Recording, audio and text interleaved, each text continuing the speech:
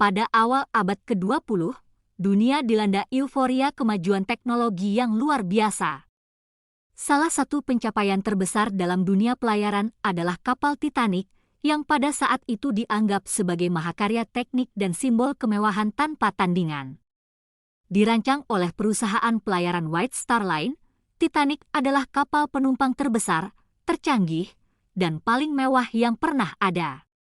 Diumumkan pada tahun 1908, kapal ini dibangun dengan harapan akan menghubungkan Eropa dengan Amerika, mengangkut penumpang dari kalangan paling kaya hingga mereka yang mencari kehidupan baru di dunia baru.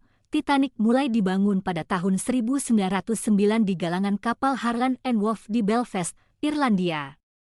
Setelah hampir 3 tahun pembangunan, Titanic selesai dan siap untuk pelayaran pertamanya.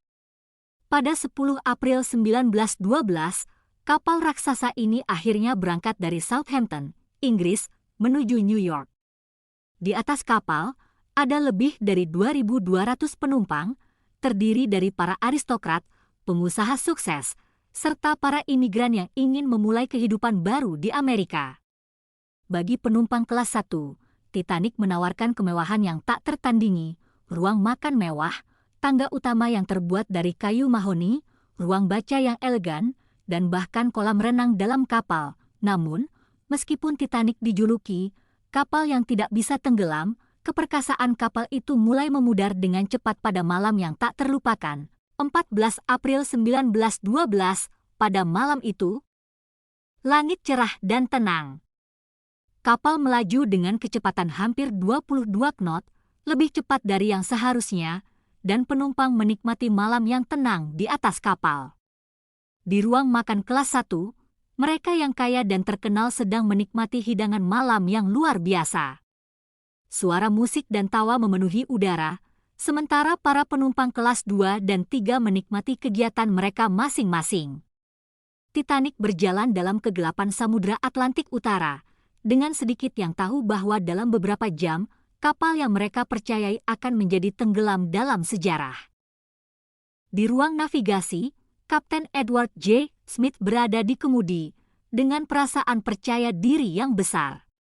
Titanic dipandang sebagai kapal paling aman yang pernah dibuat.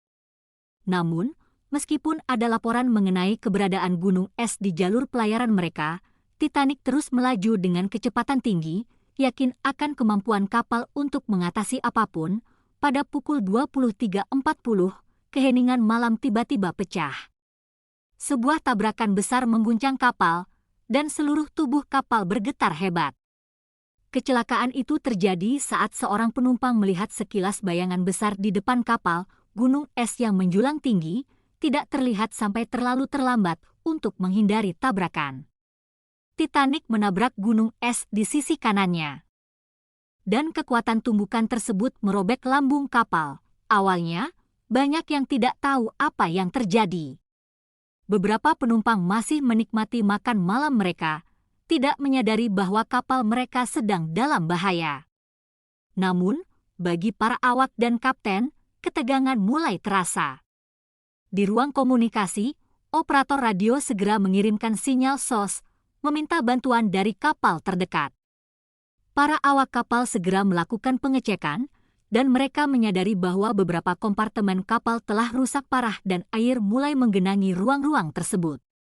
Titanic dirancang dengan 16 kompartemen kedap air, yang direncanakan dapat menahan kapal meskipun terjadi kebocoran di beberapa ruang.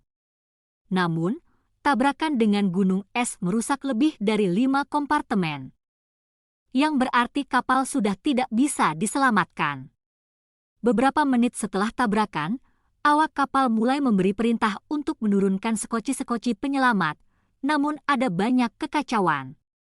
Sekoci yang tersedia sangat terbatas jumlahnya dan tidak cukup untuk menampung seluruh penumpang. Penumpang kelas 1, yang biasanya berada di dek atas, tidak menyadari sepenuhnya bahwa kapal mereka berada dalam bahaya besar. Beberapa orang, terutama di kelas atas, merasa bahwa mereka berada di kapal yang tidak bisa tenggelam dan tidak terlalu terburu-buru untuk naik ke sekoci.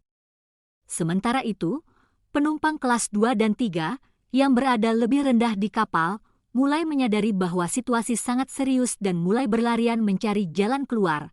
Ketegangan meningkat ketika air mulai menggenangi bagian bawah kapal.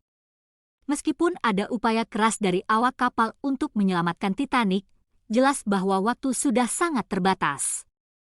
Kapten Smith memerintahkan agar sekoci-sekoci segera dipenuhi.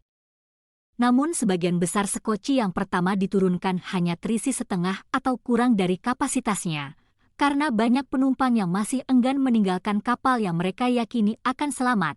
Di atas kapal, situasinya semakin kacau. Banyak penumpang yang terjebak dalam kebingungan dan kepanikan. Beberapa pria berusaha mengorbankan diri mereka untuk memberi kesempatan kepada wanita dan anak-anak untuk naik ke sekoci. Namun, sejumlah pria juga mencoba menyelamatkan diri mereka sendiri dengan menaiki sekoci yang seharusnya hanya untuk wanita dan anak-anak.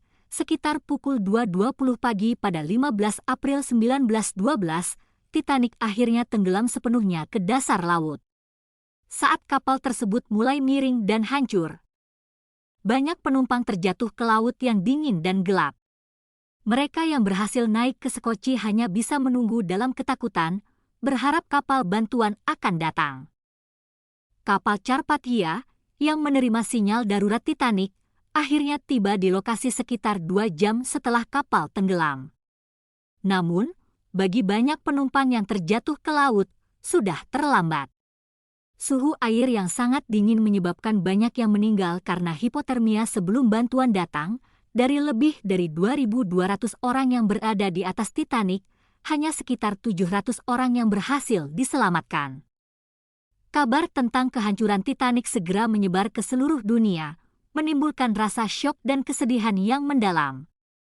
Banyak orang yang tewas dalam bencana ini adalah mereka yang tidak pernah diberi kesempatan untuk bertahan hidup, termasuk beberapa orang kaya terkenal, para imigran yang berharap memulai hidup baru, dan bahkan awak kapal yang setia melayani para penumpang mereka hingga akhir.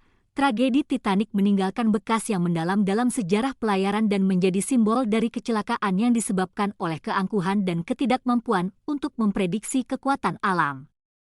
Setelah bencana ini, perubahan besar dilakukan dalam industri pelayaran, termasuk peraturan keselamatan yang lebih ketat dan persyaratan untuk lebih banyak sekoci di kapal. Namun, meskipun kehancuran Titanic membawa kesedihan dan penderitaan, kapal ini tetap menjadi ikon dalam sejarah manusia. Kisahnya terus dikenang melalui buku, film, dan penelitian.